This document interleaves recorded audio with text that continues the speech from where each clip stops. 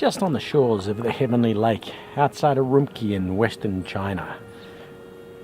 Traditional ger over my shoulder, blue sky and sun, beating down with a little bit of snow on the ground and a cup of green tea. Hard to beat.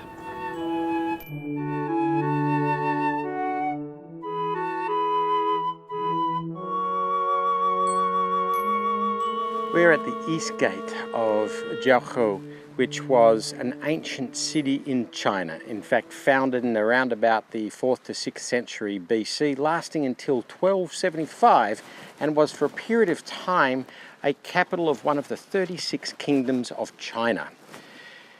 It's protected as a World Heritage Site because they say it's one of the finest examples of a mud brick built city in the world, and the only one that had no city walls. The reason it had no city walls is because it's protected by 30-metre or higher cliffs around the entire circumference of the city. It sits on an island between a couple of rivers. And it lasted for around about 1600 years until the Mongols came in and sacked the place. In between the time, it was one of the vital stops along the Great Silk Road. If you were coming from the west, you'd cross the border into China, and this would be one of the first cities you'd see before you headed to Kashgar or Xi'an.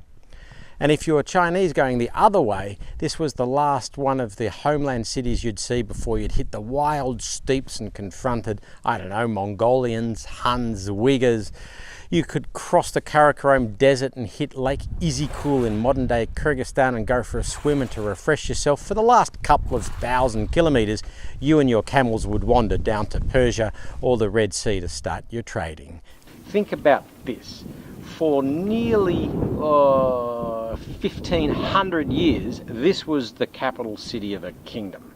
And think about the thousands of people that used to live here, work here, happiness here, sadness here. And I love to come into places like this and look at the old ruins and imagine what it would have been like way back then when people lived here. And how much we now just come through and kick the dust and wonder what it was like, or just look at some old mud walls and think. And imagine in 1,000 years from now, if our societies collapsed and our cities collapsed. Imagine what the future tourists will be doing when they look at the ruins of Wall Street or Big Ben and wondering what those old cities were when they're covered in dust. Welcome to the Flaming Mountains outside Turpan in western China. It's called the Flaming Mountains because the summer heat here can be unbearable. They say the surface temperature can get up to 80 degrees Celsius. And imagine what that would have been like, just you and your camel full of goods walking through this area and the heat coming through the bottom of your sandals and the dust in your lungs. It's enough to make you want to climb down this cliff face to take a dip in the river. That's what life in the Silk Road in China would have been like. And as you entered China, coming from the west towards east, you would have been reaching your goal in Xi'an in central China. And as you're coming west out of China, you're just at the very beginning of your travels. Have you ever thought about this? All these people coming along the Silk Road converging for trade from different language groups and cultures. How do they communicate? Not everyone's at university back in those days learning different languages. Well, there are interesting ways of doing it, and I was thinking about this last night because I was at the night market wanting to buy some dinner, and I wanted some dumplings. And I looked at the dumplings at this dumpling seller, and she looked back at me. She couldn't speak English. I couldn't speak Uyghur or Chinese. So I looked at her and I said, "These dumplings, are they chicken?" And she said, "Nope, they're beef." We found a way of communicating. It's the agnostic power of trade. When people have an incentive, they'll find a way of coming together. Dotted throughout each of these cliffs are many caves nicknamed the 1,000 Buddha Caves because there are thousands of Buddhas inside them, or more accurately I should say, were. This part of the Silk Road was a heart of Buddhist belief, and many of these caves were monasteries. When Islam came, many of the frescoes were defaced by chiseling out the face of the Buddha. But that wasn't the worst of it. The term between the 18 and 1900s, a German archaeologist appropriately named Lecoq not only chiselled out the faces, but chiselled out the entire frescoes together with many of the statues of Buddha and took them back to Berlin, to the Berlin Museum for Safekeeping, where they did stay safe for a little less than 2 decades until the Allies bombed the hell out of Berlin, including the museum, and turning all of these fine parts of human heritage to dust. I'm currently about 10 metres underground at Curragh, which is an underground water system built in the desert. Many of them started 2,000 years ago. This particular one was built about 1700. It was an underground irrigation system to bring water from the water table under the mountains down to the fields where they were growing agriculture. Now, when you think about it, every 10, 20, 30 metres or so, they dug a hole 10 metres underground, or however deep they needed to go, some as deep as 80 metres, to reach the water table, and then dug a flat channel to be able to transport the water. Now think 2,000 years ago, how do you build a channel that could be many kilometres long, which slopes slightly? And you need to have a slope drop about 1 centimetre every kilometre or so to get the right speed of water flow. More than that, the water goes too fast and is dangerous, and less than that, the water doesn't flow. So think, 2,000 years ago, you're 10 metres, 20 metres, 30 metres underground, and you're digging a channel which is 80 metres across and 80 centimetres across and maybe a metre high, and you're keeping the channel flat without any modern tools or technology. Incredible. As you can understand, at the underground water system you would find a lot of Chinese trinkets and souvenirs, including the Chinese kangaroo. G'day, mate. We're about 3 hours drive from Urumqi in a town called Turpan, which is the second lowest part in the world, second only to the Dead Sea. A lot of this area is below sea level, and it reaches from minus about 30 to plus about 50. So if you in Australia think we have a harsh climate, you should come here. I am outside the Imin Minaret, built in 1777 while the Americans were busy kicking the British out of the United States. Imin was the local Islamic ruler here. He'd pledged his allegiance to the Qing dynasty as part of China, and he was a leader of the Uyghur people. The Uyghur people live in this western part of China, stretching from Urumqi down to Kashgar, a name that echoes through the history of the Silk Road, and they're Islamic. But we can also see in this area a lot of Buddhist traditions around the old ancient Buddhist caves, giving another example of how religions had interrelated and coexisted all along the Silk Road. So we have a small mausoleum on the right, and to the left next to it we have other burial chambers where you see the black soot of smoke that has been burnt from oil lamps, which they say dates back to the shamanist religion way back from the early years before Christ. But you also still have around here, like in Uzbekistan, hints of the Zoroastrianism, particularly at weddings. In Uzbekistan, the married couple would walk 3 times around a fire, believing it would bring them luck. And they do something similar in Uyghur weddings here as well. But while we're talking about the Uyghurs, let's talk about one aspect of culture that's very important, which is language. The alphabet that is the Uyghur language uses is very similar to the Arabic alphabet, and the Chinese government has insisted in the provincial government here that all signs need to be both in the Chinese script but in the Uyghur script, and the Uyghur script must be above the Chinese script. So while many people in the West might see China as one great monolith, it really is a mix of different cultures, languages, religions, and histories that have come together in the modern day China that we see today. For centuries, grapes have been important to the local economy. Not winemaking, eating grapes. And these vineyards date back many, many years. And the villages here haven't changed that much, honestly, over the last, well, few centuries. Some clay bricks are giving away to baked bricks. But otherwise, this is one of the parts of China that hasn't changed too much yet. And now here's something to think about the next time you bunch down or munch down on your spaghetti. Just down the road from here is an old cave in which they found 2,500-year-old noodles, made very much like these ones are being made now. Some say that Turpan is the home of noodles, and some also say that Marco Polo brought spaghetti to Italy. Maybe this is where the spaghetti bolognese started from.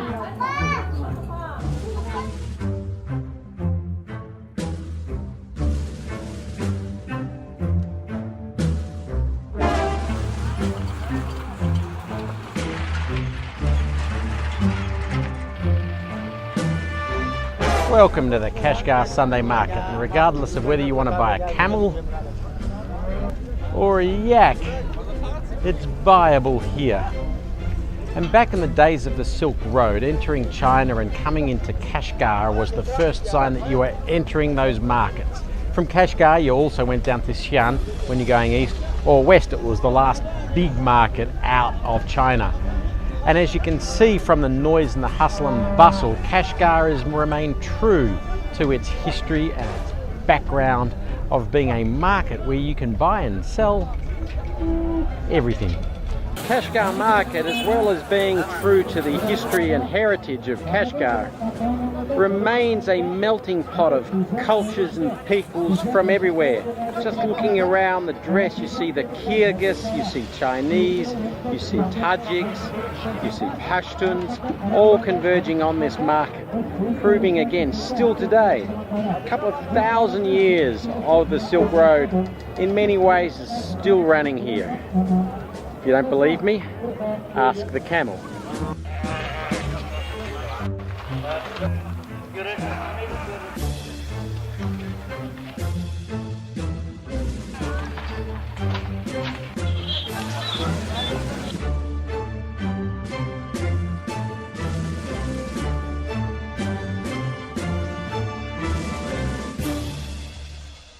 So the story goes, Marco Polo turns up here sometime around about 1200 and something or other and saw a round circular dish with some meat and vegetables and things on it. He liked the look of it and wanted to try it, and the person cooking it used the local word for, well, when it's ready. And the local word for when it's ready is pizza. He liked it so much he took it back to Italy and told people, you need to wait for your pizza.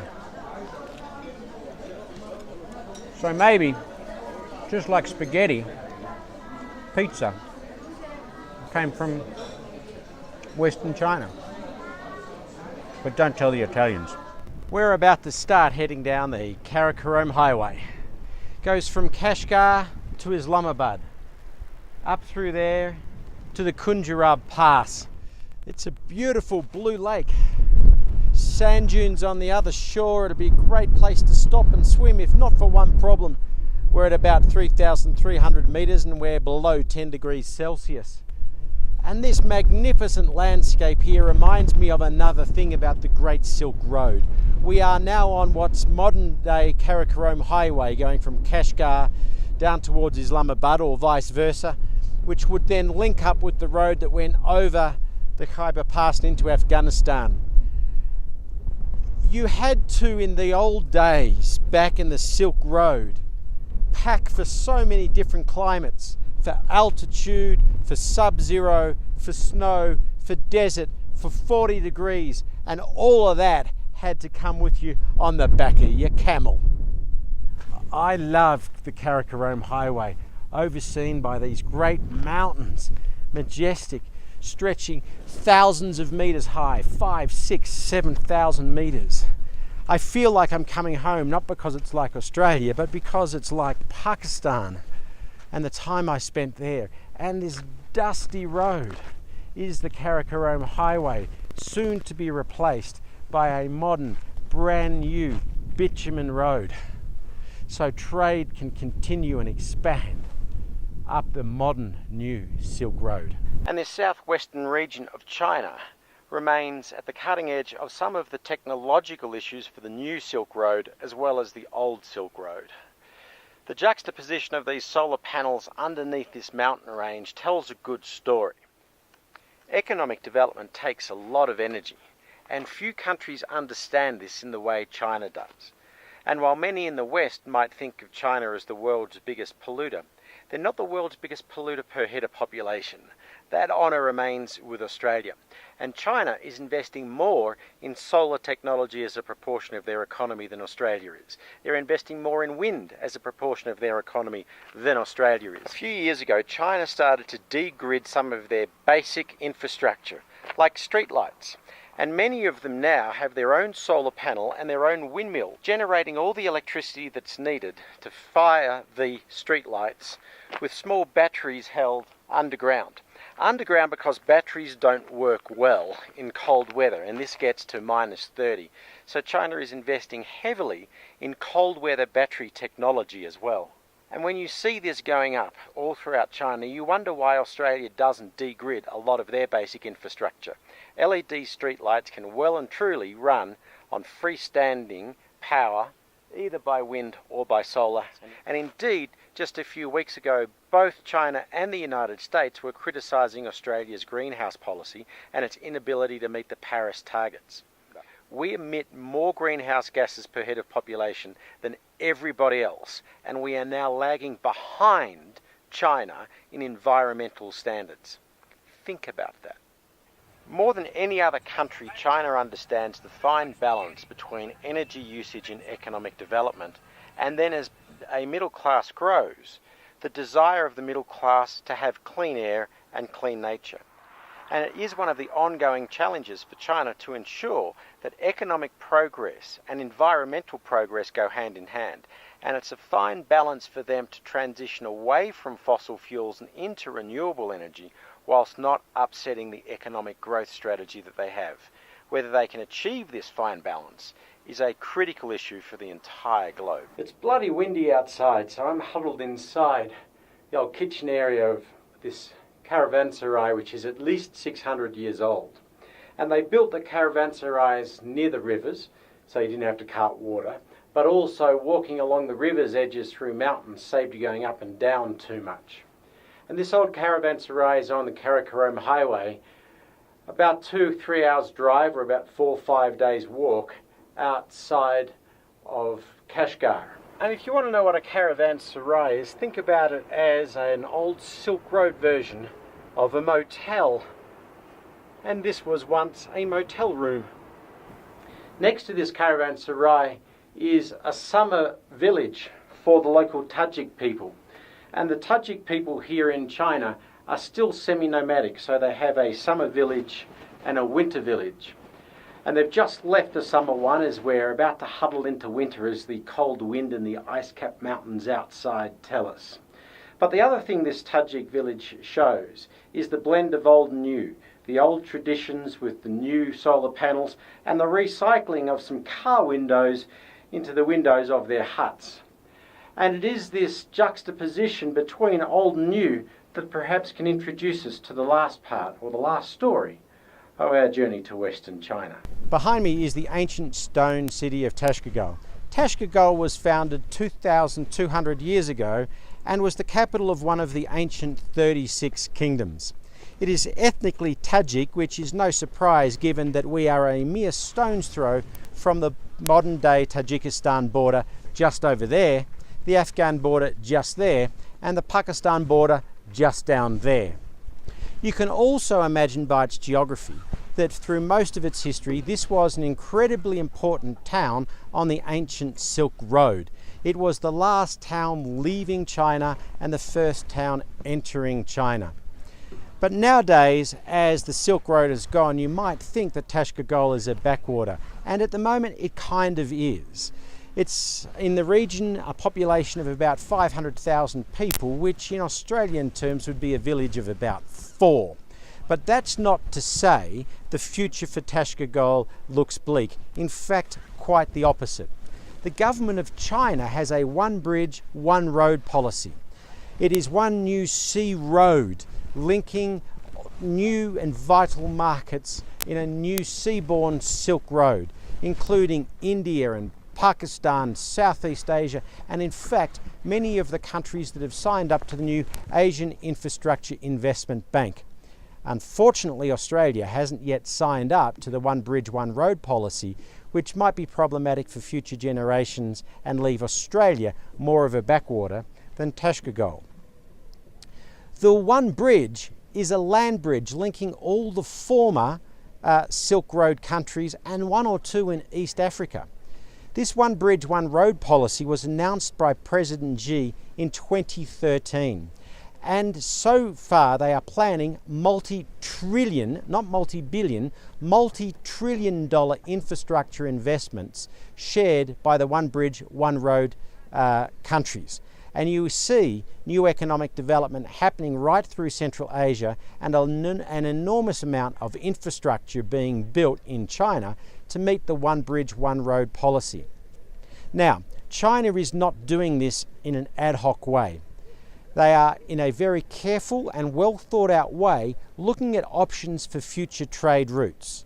Like the old North Silk Road and the old South Silk Road, there are very many roads, rail and gas pipelines that China are building. Just recently, China opened the new Beijing to Afghanistan Railroad, with the Beijing to Karachi Railroad in Pakistan well under planning and indeed well under construction. There are new air routes that are coming in. New cargo routes have just opened up from Islamabad to Kashgar, for example. And what, under President Xi's leadership, the Chinese government want to do is not just control all the sea routes, but all the road, rail and gas pipelines for most of the most important future trade. So next time you read in the newspapers something about China's policy in the South China Sea, think about that, and think about also the amazing geography that all the new Silk Road will go through, matching the amazing geography that the old Silk Road went through. So maybe I can conclude my video to China with that thought about the future. China, the country combined with India that had 87% of the global economy in the year 1500, and less than 10% of the global economy in the year 1950, is rising to the second most powerful economy in the world and will soon not rise to the most dominant, but return to the most dominant country in the world. And if you can't see the writing on the wall and plan for the future education of your children and position your country in a place which will be accepted as a trade and political partner for the new rising dominance, then you'll condemn your future to that. Or you can take the opportunity to be one of the critical countries in the new Silk Road.